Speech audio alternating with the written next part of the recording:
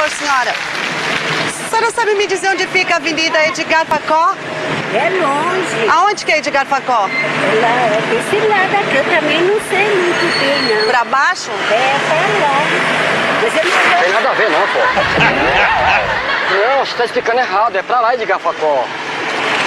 É, pô, você tá errado. Por que você tá vendo aí e não explica pra ela? É lá embaixo? Sei. Aí... Calor que tá aqui.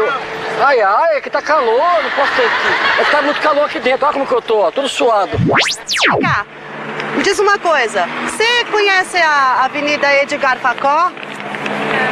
Não conhece? A avenida? Tá muito quente aqui dentro. Ai, você quer me matar? Oi? Você quer me matar? Eu que tô quase morrendo de calor daqui. Isso aí reto aqui, ó. Aonde que faz isso aqui, ia ligar pra conta.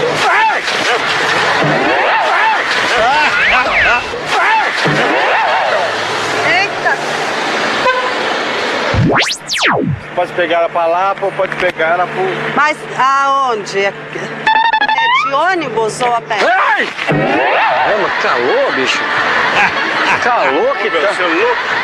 É que tá calor aqui dentro, pô. Não, aqui é eu sou do Raca.